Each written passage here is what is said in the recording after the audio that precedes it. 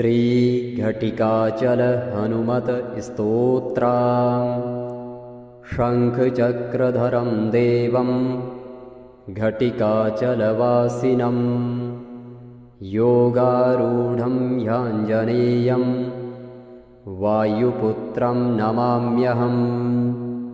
भक्ताभीष्टप्रदातारं चतुरबाहुविराजितं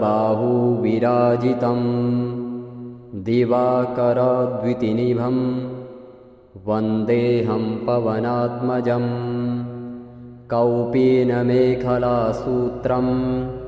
स्वर्णकुण्डलमण्डितं लङ्घिताब्धिं रामदूतं नमामि सततं हरिं। दैत्यानां नाशनार्थाय महाकायधरं विभुं गदाधरकरो यस्तं वन्देऽहं मारुतात्मजं। नृसिंहाभिमुखो भूत्वा पर्वताग्रे च संस्थितं वाञ्छन्तं ब्रह्मपदवीं नमामि कपिनायकं। बालादित्यवपुष्कं च सागरोत्तारकारकं समीरवेगं देवेशं वन्देह्यमितविक्रमं। पद्मरागारुणमणि शोभितं कामरूपिणं पारिजाततरुस्थं च वन्देऽहं वनचारिणं। रामदूतनमस्तुभ्यं पादपद्मार्चनं सदा देहि मे वाञ्छितफलं पुत्रपौत्रप्रवर्धनम्।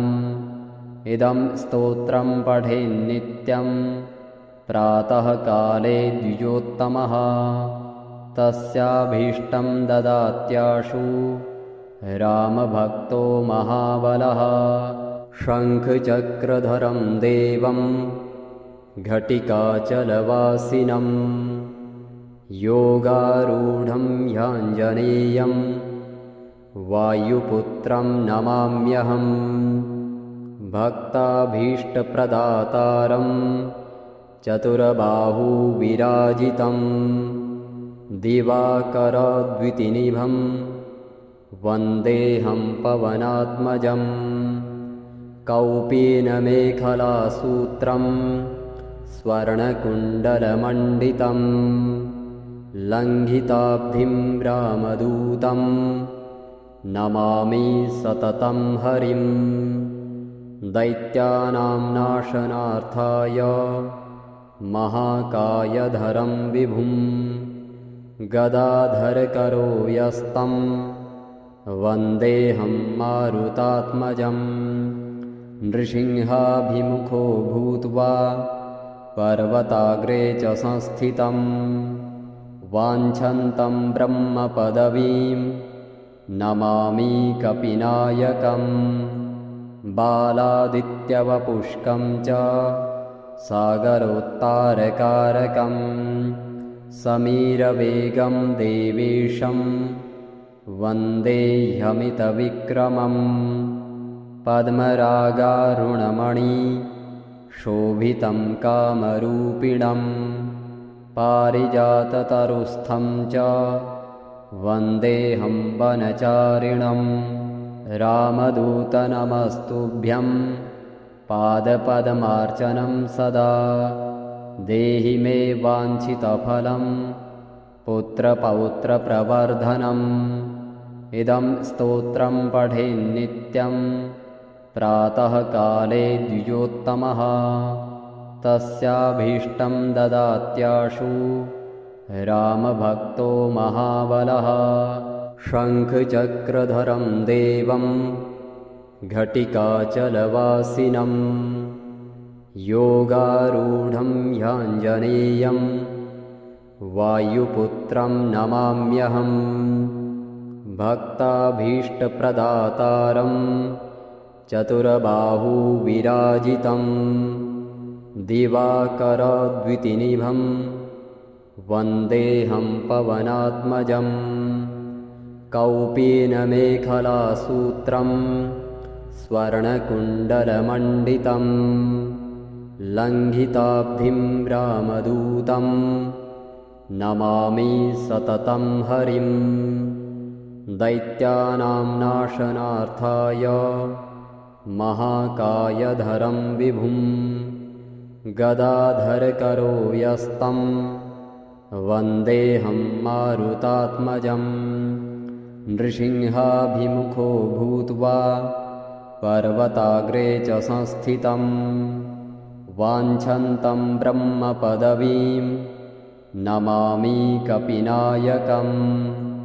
बालादित्यवपुष्कं च सागरोत्तारकारकं समीरवेगं देवेशं वन्देह्यमितविक्रमम्। पद्मरागारुणमणि शोभितं कामरूपिणं पारिजाततरुस्थं च वन्देऽहं वनचारिणं। रामदूतनमस्तुभ्यं पादपद्मार्चनं सदा देहि मे वाञ्छितफलं पुत्रपौत्रप्रवर्धनम्। इदं स्तोत्रं पठेन्नित्यं प्रातःकाले द्विजोत्तमः तस्याभीष्टं ददात्याशु रामभक्तो महाबलः। शङ्खचक्रधरं देवं घटिकाचलवासिनं योगारूढं ह्याञ्जनेयं वायुपुत्रं नमाम्यहम्। भक्ताभीष्टप्रदातारं चतुरबाहुविराजितं दिवाकरद्वितिनिभं वन्देऽहं पवनात्मजं। कौपीनमेखलासूत्रं स्वर्णकुण्डलमण्डितं लङ्घिताब्धिं रामदूतं नमामि सततं हरिं। दैत्यानां नाशनार्थाय महाकायधरं विभुं गदाधरकरो यस्तं वन्देऽहं मारुतात्मजं। नृसिंहाभिमुखो भूत्वा पर्वताग्रे च संस्थितं वाञ्छन्तं ब्रह्मपदवीं नमामि कपिनायकं। बालादित्यवपुष्कं च सागरोत्तारकारकं समीरवेगं देवेशं वन्देह्यमितविक्रमम्। पद्मरागारुणमणि शोभितं कामरूपिणं पारिजाततरुस्थं च वन्देऽहं वनचारिणं। रामदूतनमस्तुभ्यं पादपद्मार्चनं सदा देहि मे वाञ्छितफलं पुत्रपौत्रप्रवर्धनम्। इदं स्तोत्रं पठेन्नित्यं प्रातःकाले द्विजोत्तमः तस्याभीष्टं ददात्याशु रामभक्तो महाबलः। शङ्खचक्रधरं देवं घटिकाचलवासिनं योगारूढं ह्याञ्जनेयं वायुपुत्रं नमाम्यहम्। भक्ताभीष्टप्रदातारं चतुरबाहुविराजितं दिवाकरद्वितिनिभं वन्देऽहं पवनात्मजं। कौपीनमेखलासूत्रं स्वर्णकुण्डलमण्डितं लङ्घिताब्धिं रामदूतं नमामि सततं हरिं। दैत्यानां नाशनार्थाय महाकायधरं विभुं गदाधरकरो यस्तं वन्देऽहं मारुतात्मजं। नृसिंहाभिमुखो भूत्वा पर्वताग्रे च संस्थितं वाञ्छन्तं ब्रह्मपदवीं नमामि कपिनायकं बालादित्यवपुष्कं च सागरोत्तारकारकं समीरवेगं देवेशं वन्देह्यमितविक्रमं पद्मरागारुणमणि शोभितं कामरूपिणं पारिजाततरुस्थं च वन्देऽहं वनचारिणं रामदूतनमस्तुभ्यं पादपद्मार्चनं सदा देहि मे वाञ्छितफलं पुत्रपौत्रप्रवर्धनम् इदं स्तोत्रं पठेन्नित्यं प्रातःकाले द्विजोत्तमः तस्याभीष्टं ददात्याशु रामभक्तो महाबलः शङ्खचक्रधरं देवं घटिकाचलवासिनं योगारूढं ह्याञ्जनेयं वायुपुत्रं नमाम्यहम् भक्ताभीष्टप्रदातारं चतुरबाहुविराजितं दिवाकरद्वितिनिभं वन्देऽहं पवनात्मजं कौपीनमेखलासूत्रं स्वर्णकुण्डलमण्डितं लङ्घिताब्धिं रामदूतं नमामि सततं हरिं दैत्यानां नाशनार्थाय महाकायधरं विभुं गदाधरकरो यस्तं वन्देऽहं मारुतात्मजं नृसिंहाभिमुखो भूत्वा पर्वताग्रे च संस्थितं वाञ्छन्तं ब्रह्मपदवीं नमामि कपिनायकं बालादित्यवपुष्कं च सागरोत्तारकारकं समीरवेगं देवेशं वन्देह्यमितविक्रमं पद्मरागारुणमणि शोभितं कामरूपिणं पारिजाततरुस्थं च वन्देऽहं वनचारिणं रामदूतनमस्तुभ्यं पादपद्मार्चनं सदा देहि मे वाञ्छितफलं पुत्रपौत्रप्रवर्धनम् इदं स्तोत्रं पठेन्नित्यं प्रातःकाले द्विजोत्तमः तस्याभीष्टं ददात्याशु रामभक्तो महाबलः शङ्खचक्रधरं देवं घटिकाचलवासिनं योगारूढं ह्याञ्जनेयं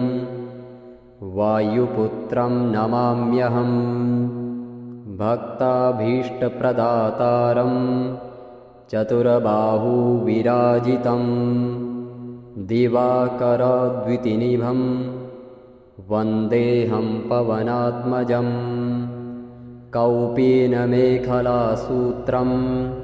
स्वर्णकुण्डलमण्डितं लङ्घिताब्धिं रामदूतं नमामि सततं हरिं दैत्यानां नाशनार्थाय महाकायधरं विभुं गदाधरकरो यस्तं वन्देऽहं मारुतात्मजं नृसिंहाभिमुखो भूत्वा पर्वताग्रे च संस्थितं वाञ्छन्तं ब्रह्मपदवीं नमामि कपिनायकं बालादित्यवपुष्कं च सागरोत्तारकारकं समीरवेगं देवेशं वन्देह्यमितविक्रमं पद्मरागारुणमणि शोभितं